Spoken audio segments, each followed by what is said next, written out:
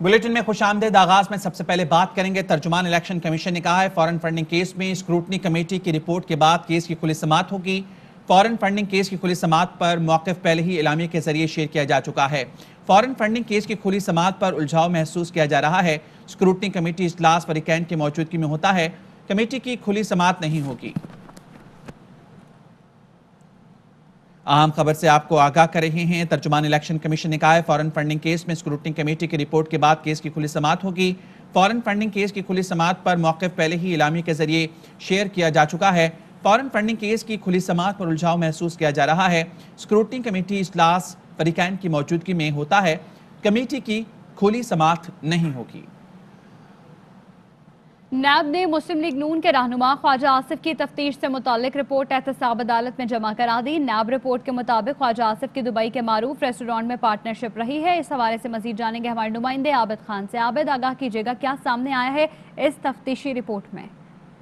बिल्कुल जी, नैब की जानिब से जो एहतसाब अदालत में ख्वाजा आसिफ की तफ्तीश के मुतालिक जो रिपोर्ट है वो पेश की गई है और इसमें ये कहा गया है कि ख्वाजा आसिफ की दुबई के एक मारूफ रेस्टोरेंट में जो है वो पार्टनरशिप रही है। इसके अलावा दुबई में वाक़ जापानी रेस्टोरेंट जन में भी जो है उनका वो शराकतदार है। ख्वाजा आसिफ ने दुबई की कंपनी आइमको में भी मुलाजमत इख्तियार कर रखी है।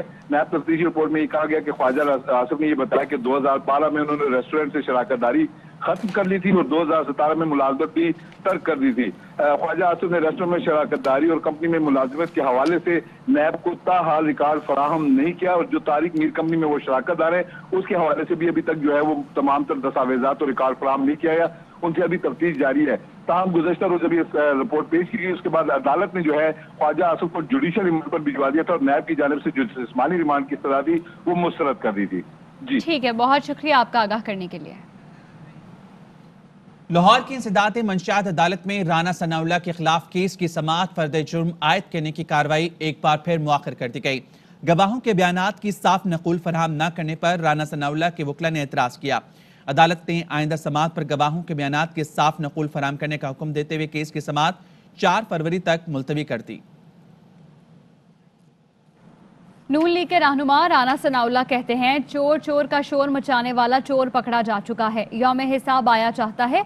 इसराइली और भारतीय लॉबी से पैसे लेकर मुल्क के खिलाफ इस्तेमाल किया गया। इन एतराफ़ जुर्म इलेक्शन कमीशन में मौजूद है। इन्हें सजा देने के सिवा कोई और रास्ता नहीं। हुकूमत के खिलाफ तहरीक एतमाद भी एक रास्ता है। नून लीग के रहनुमा राना सनाउल्लाह कहते हैं कि अब इनको रास्ता नहीं मिलेगा। पता है कि हमने गोदाम से निकाल के 15 किलो हीलोट जो है डाली है। जिस वीडियो का बयान देते रहे DG ANF और शहर यार अफरीदी, आज तक वो वीडियो जो है वो ना मीडिया को और ना अदालत को जो है वो फराहम कर सके। चोर चोर का शोर बचाने वाला चोर जो है वो अब पकड़ा जा चुका है। अब इस चोर का यौम हिसाब जो है वो आया चाहता है। इलेक्शन कमीशन में इनका इस चोर का इतराफ़े जुर्म जो है वो मौजूद है। पैसे फंड्स वसूल किए हैं लेकिन ये जो है वो मेरे एजेंटों ने किया है। ये फंडिंग जो है ये सिर्फ फॉरेन फंडिंग नहीं है, ये मुल्क दुश्मन फंडिंग है और ये चोर चोर का शोर मचाते रहे हैं और ख़ुद जो है इस मुल्क का आटा चोरी किया इन्होंने, चीनी चोरी की, अद्वियात चोरी की और पूरे मुल्क का ये इकॉनमी का जो है वो बेड़ा गर्क किया। ये ब्रॉडशीट जो है उसमें जो 7 अरब रुपया इन्होंने अदा किया है इनका कट था इसमें। ये जो अब अदायगी हुई है उसमें भी शहजाद अकबर का कमीशन है। तहरीक अदम एतमाद भी एक रास्ता है। जो इनके करतूत सामने आ रहे हैं अगर उनके पेश नज़र इनके अलाइज इनसे पीछे हटते हैं तो तहरीक अदम एतमाद भी आ सकती है। वज़ीर-ए-आज़म ने फॉरेन फंडिंग केस में ताख़ीर की वजह बता दी। इमरान खान ने कहा पिछला इलेक्शन कमिश्नर PTI दुश्मन था। ये नहीं हो सकता कि हमारा दुश्मन हमारे अकाउंट देखे।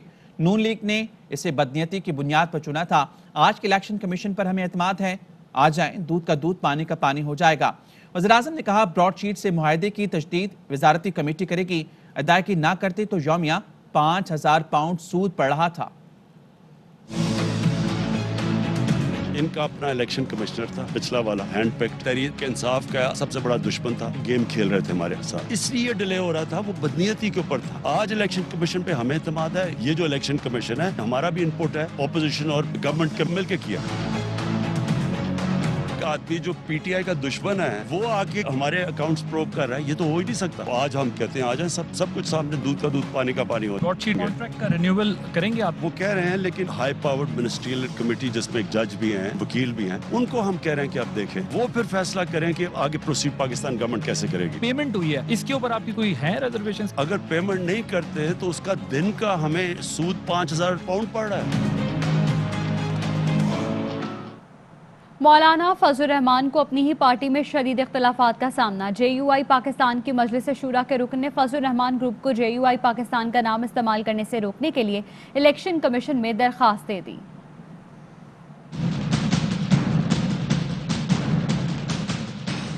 सियासी मैदान में इंतखाबात में नाकामी के बाद से मौलाना फजलुर रहमान मुश्किलात का शिकार। नवाज शरीफ के फौज मुखालिफ बयानिए की हमायत पर पार्टी के अंदर से मौलाना फजलुर रहमान को शदीद मुश्किलात का सामना है। पार्टी रजिस्ट्रेशन पर JUI के रहनुमा शुजाल मुल्क की जानिब से दरख्वास्त दायर की गई है, जिसमें फजलुर रहमान ग्रुप को JUI पाकिस्तान का नाम इस्तेमाल करने से रोकने की इस्तदा की गई है। इलेक्शन कमीशन में दायर दरखास्त में दरखास्त गुजार शुजाल मुल्क का कहना है कि इलेक्शन कमीशन ने JUI पाकिस्तान की मरकजी शूरा को सुने बगैर फजल रहमान को अपने ग्रुप का नाम इस्तेमाल करने की इजाजत दी और 16 मार्च 2020 को इलेक्शन कमीशन ने बगैर तहकीक एतराजात सुने फैसला जारी कर दिया।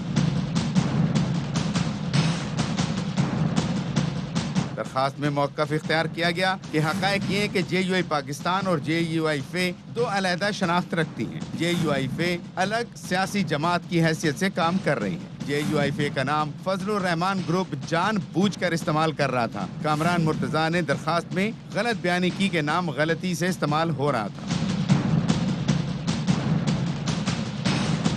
दरखास्त गुजार जमीयत उलमा पाकिस्तान की मजलिस शूरा का मेंबर है। दरखास्त गुजार ने इस्तदा की कि उनकी दरखास्त को सुना जाए। इलेक्शन कमीशन JUI के रजिस्ट्रेशन के नाम से मुताल्लिक अपने फैसले पर नजरसानी करे और JUI फजल रहमान को JUI पाकिस्तान का नाम इस्तेमाल करने से रोका जाए।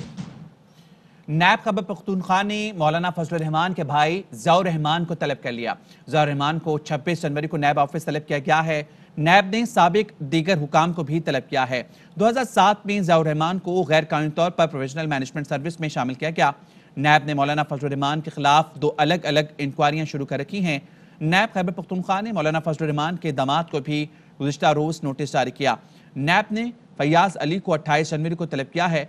मौलाना फजल रहमान के दामाद फैयाज अली से असासाजात की तफसील भी तलब की गई है। PSP के सरबराह मुस्तफ़ा कमाल हुकूमत पर फट पड़े। कहा जो इमरान खान का मुखालिफ होगा उसको नैब का नोटिस आएगा। JIT रिपोर्ट में लिखा भारत में तरबियत दिलाने वाला खालिद मकबूल है। खालिद मकबूल आज भी MNA और इमरान खान का हिमायती है। इमरान खान ने इतने यूटर्न लिए, गलत मरदमशुमारी पर भी यूटर्न लिया जाए।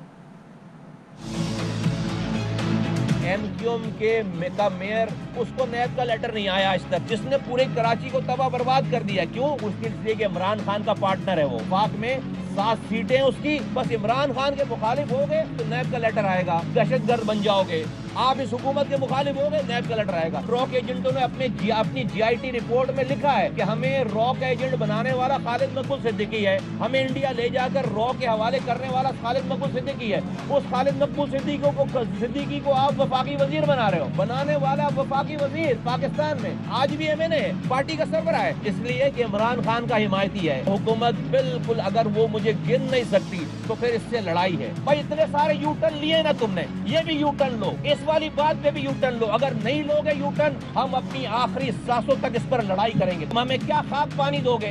तुम हमें क्या खाक हमें दवा दोगे? तुम हमें गिनने से डरते हो?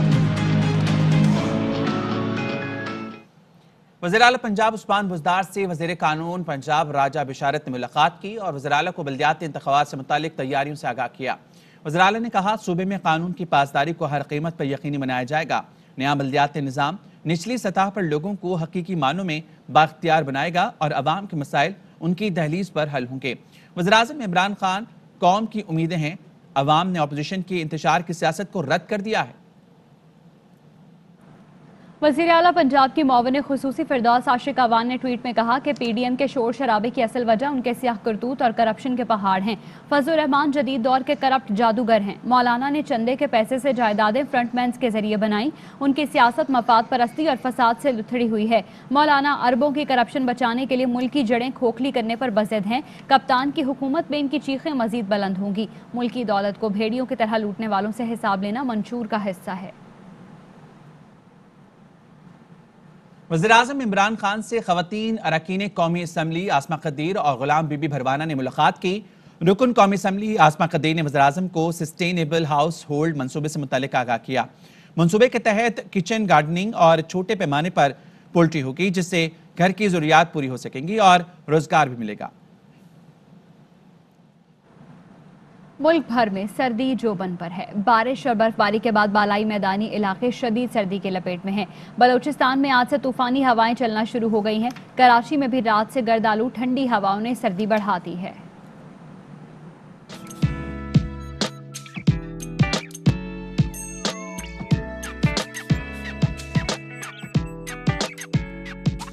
कहीं बर्फबारी तो कहीं बारिश, कहीं ठंडी हवाओं का गश्त तो कहीं धुंध का राज बरकरार।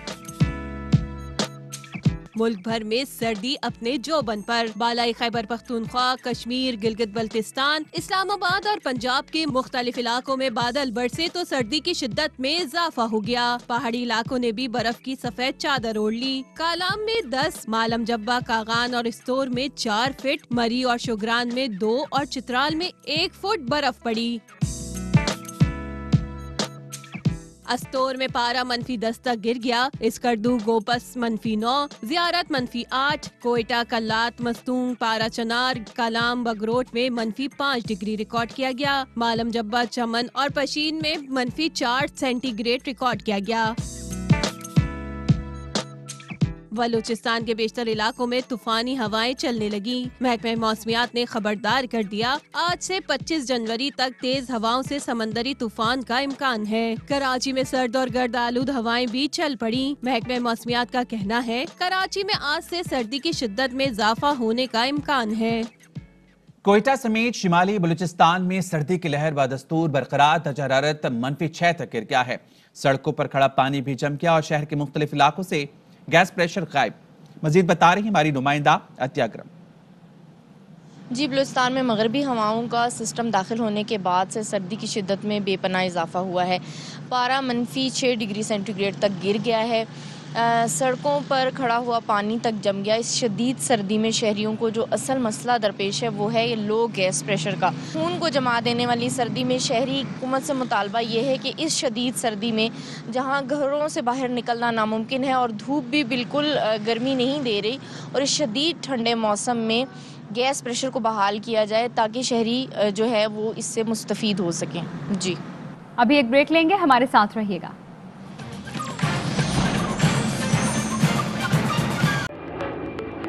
Fly with PIA and save gold. Register now. Scan QR code and register yourself to get gold and loyalty benefits. Powered by ARY Sahulat Wallet.